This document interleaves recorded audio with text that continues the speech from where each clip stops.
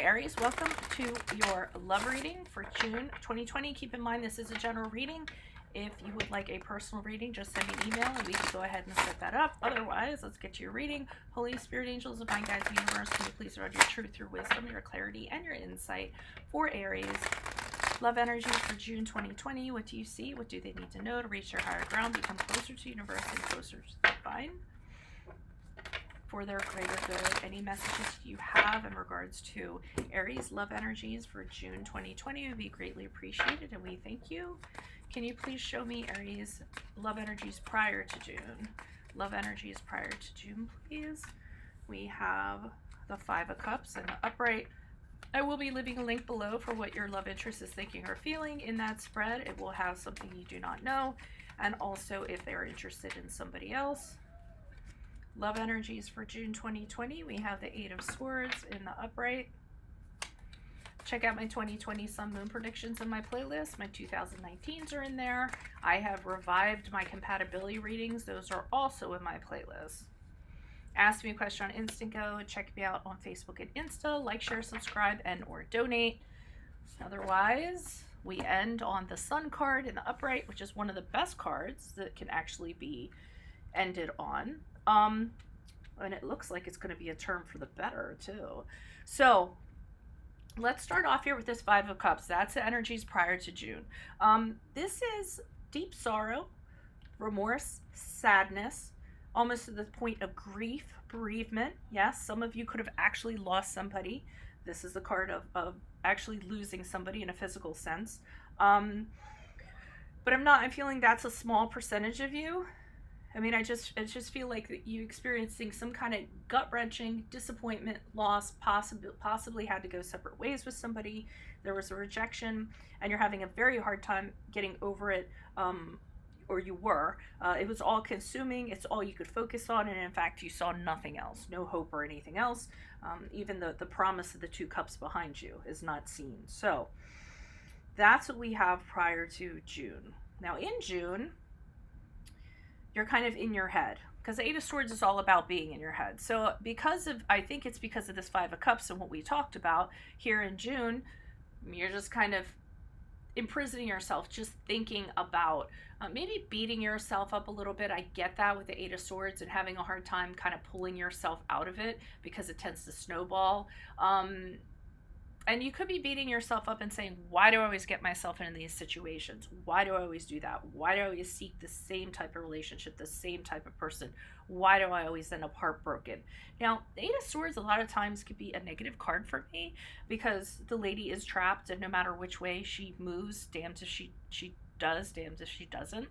But I'm actually getting for this is actually you're actually using this time to answer questions to yourself, okay? So you go through a period of kind of negativity and ask you these questions, but in answering them, I kind of feel like you get to a better place, because ending on the Sun card, that's a card of happiness, joy, feeling really good about yourself, feeling optimistic and coming out of the darkness.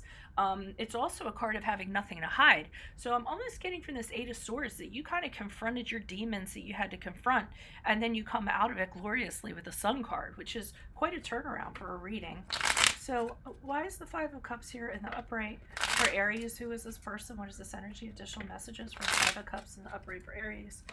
Who is this person? What is this energy? Additional messages, please. Yeah, you fought for something and you couldn't win. No matter how hard you tried, it was just too much of a challenge, and you fought and fought and fought, and you wanted to make it happen, and it slipped out of your hands.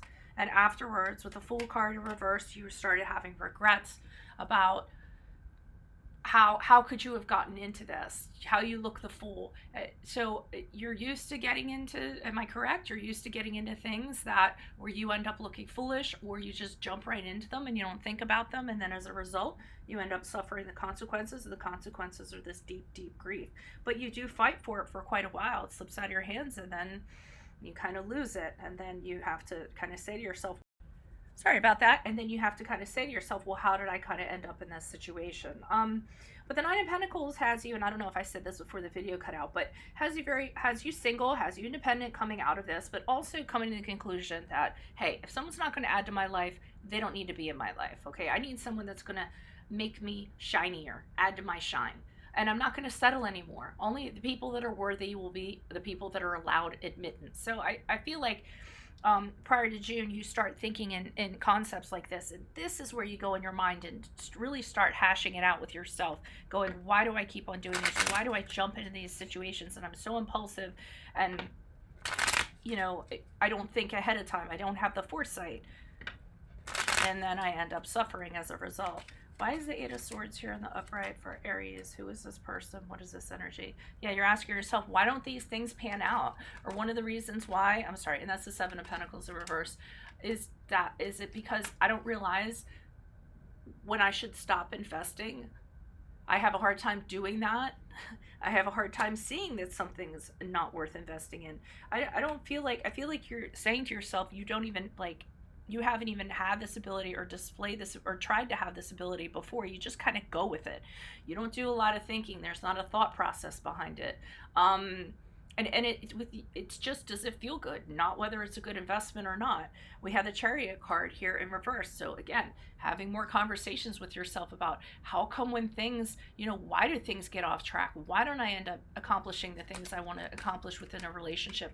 Why do things get so out of my control even though I try to get them back on track? That's the card of Cancer, if that resonates. Yeah, and the Page of Swords is you kind of making these observations, but observations of yourself. That's weird. I've never gotten that from the Page of Swords before. I always get looking at somebody else, but here it's you looking at yourself and trying to figure out, being curious about yourself, putting yourself under the microscope, getting the answers that you need to get, and figuring it out. So that's awesome. And I think when you go through that process in June is when you're going to bust out of it gloriously. Why is the Sun card here in the upright in regards to how Aries will be moving forward? Who is this person? What is this energy? Additional messages for the Sun card in the upright for Aries. My mouth is so dry. I'm so thirsty. Okay.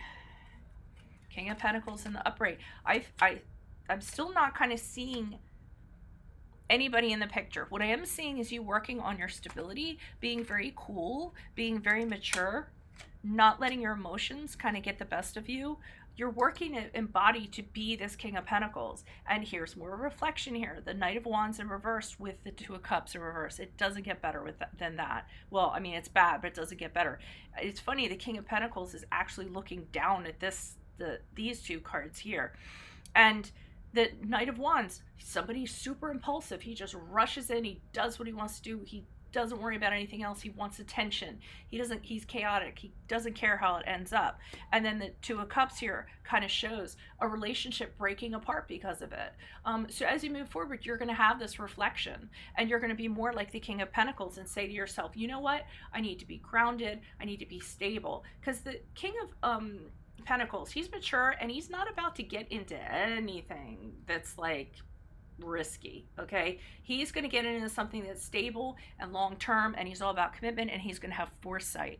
And I feel like that's what you guys are working on, and looking back on how you used to do things and how they used to end up. So I mean, the Sun card is really like being true to yourself, facing your own darkness, and then kind of shining a light on everything and kind of seeing it and becoming fulfilled as a result. So love it, love it, love it. Good job, Aries. If this resonates, consider personal reading. Just send me an email. Click on the link below for what your love interest is thinking or feeling. Check out my 2020 Sun Moon predictions in my playlist. I've revived my compatibility ratings, so those are my playlists also. Ask me a question on Instant Go. Check me out on Facebook and Insta. Like, share, subscribe, and or donate. Adios.